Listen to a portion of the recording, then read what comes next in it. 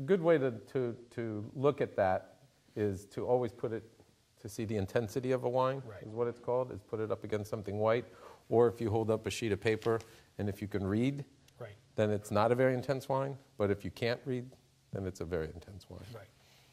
And folks at home, if you're at a restaurant, use your napkin. If it's white, give it a swirl. That's one little guideline to use. And always check with your napkin to see the density of the wine itself, the color. What are you doing with your napkin? Oh, I'm actually checking the body on this wine, that's all. And you can see the legs on this. Yeah. Do you see how it's there? It's a Can you lot get that, different. Mike? A lot different than the first wine, the Valpolicella, how it just grips and then just Yeah, that slides. automatically just comes, yeah.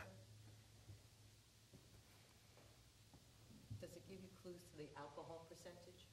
Usually, the thicker the legs, slower the draw down the glass.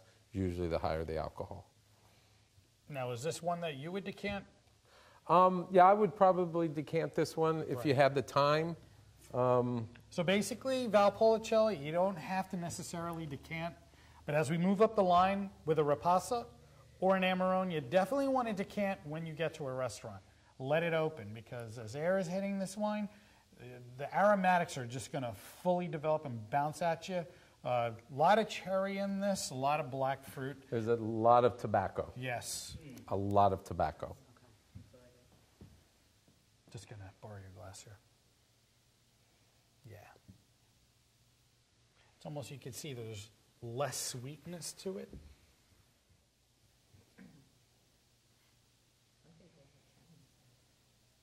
Now, folks at home, you see everybody swirling the glass and you see the wine rimming around the edges.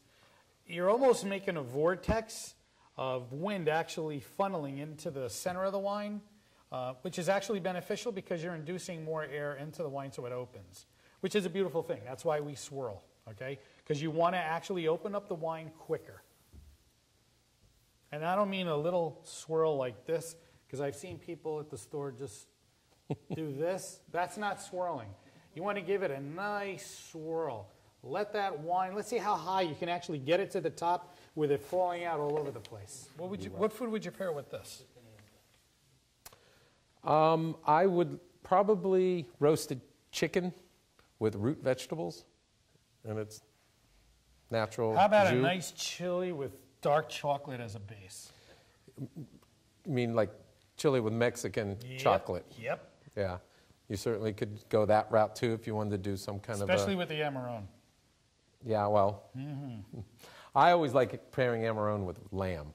Really? I love sweet red meat, lamb. Just tender. Or this would Now, go great folks with at rabbit. home, we can all go to Joe's house after this, and he can show us how to prepare the lamb. And Joe, will you actually provide us with the Sure, Amarone absolutely, too? sure. Perfect. And I'll get. Well, I would also go the ripasso pair with rabbit cacciatore. Oh, nice. But you wouldn't want the rabbit that my grandfather used to catch. Doesn't Because matter. it would be loaded with number 5 shot. Oh, So you were picking out the BBs as you were at the table. that's okay. Now we're on to the big boy, the Amarone. And what's the name of the line that we're showcasing? I don't know if we... The vineyard is Carugate. Carugate. Now the Valpolicella, just to let the folks know, this is a 2009 vintage, okay? Also the Rapasa and the Rugate Amarone is 08. Now, how long does Amarone have to sit before it's released? Well, there's no law that tells you. Is there a It's common... it's usually kept between 3 and all the way up to 6 years. Yeah. Before they release it. But what a lot of vineyards are now doing, Look at that. what they're trying to do now is they're trying to bring down that residual sugar and trying to drive up the acidity level in these so they remain a little bit fresher and not so thick. Yeah, I don't know why they'd want to do that. I think I'm going to call the Italian government tomorrow and tell them to leave the Amarone classification alone. But use the cow blood. Yes. I'll tell them about the cow blood. Mike, did you ever hear that? Our production manager has never heard of cow blood being infused into wine overall. I'm just like Sugar, yes. I'm glad I've you never I'm heard of- glad you I've never heard of that. yeah. That's from Transylvania, though. Yeah, that's the Bulgarian wines. That has nothing to do with Italy, folks. That's truly Transylvania. This is truly. Yeah, look at. Can you see there? Not the blue lines, the red lines. Yeah, and as my buddy Chris on the last show had said, raisinate. We're raisinating the grapes. Chris, thanks. I'm never going to let you forget that. Which comes from the passamento. Right, which is the drying process. Right. You know, I think 4 months we had said, right? In or about 4 months, correct? You want to review that again with people? Well, they leave this 30 months on the lees. 30 months. 30 months. Wow. Now explain to them what are lees. Lees are the grapes, the skin, everything that's inside the barrel. A lot of times they punch that down, but they'll leave the wine sitting on the actual lees, which is now taking the concentration even further after you've dried the grapes. Now, is there another word, cap or crown is what they're called? When the skins and everything? Cap. Yes. Okay, after fermentation, everything rises in the barrel, and it forms this hard, I'm going to say about 10-inch, 12-inch crust, and they punch through this, twice a day? Or? Well, it all depends. I mean, there's a lot of vineyards now that use rotors, and it's electronic, and it's almost like a blender, a boat engine, just spinning and just chopping it. There are some really artisanal winemaking, and Italy really, there's a lot of Italian immigrants that are making zin in California that actually climb up these tanks 10 times a day and punch these or else the buildup of the gases underneath it. So they're climbing up these tanks and using old-fashioned tools to break these caps. Yeah. But what they're trying to do now, and I met one of the gentlemen who's a scientist, the screw caps now they're starting to put a fine membrane in between the little rings to let the wine actually breathe. So, and that was the biggest complaint about the French wines is, well, how does a Bordeaux evolve 75 to 100 years, some of those old Lafittes? Yeah, right.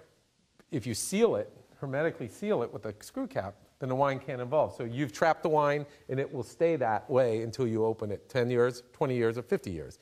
The cork, since it's a natural product, it allows air in ever so slowly to make the wine. Yeah, because the wines evaporate, let's say over 20 years. Right. I think 15 or 20% of the wine water content is actually evaporated. Right. So what happens is now they're starting to experiment with the screw caps and membranes. And there's a Spanish wine that's out there that on the top of the screw cap, you'll see 3 little gray circles.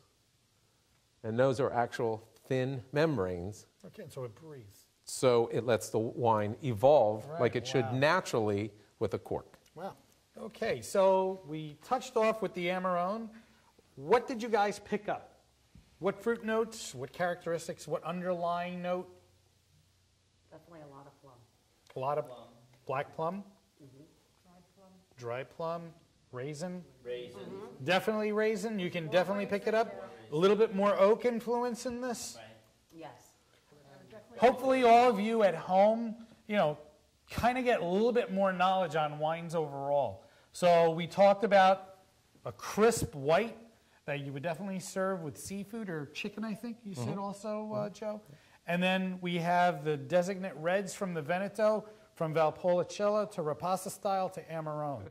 Okay, this is a wrap for today's show. I want to thank everybody here today and everybody at home in the audience. Hopefully you're sipping wine right now as we speak. I know it's a little late. This is the wrap on the second show for Marco's Wine Talk. Join us next show. We talk about more on the screw top, the cork, and loads of other information. Ciao a tutti e buona fortuna. Grazie.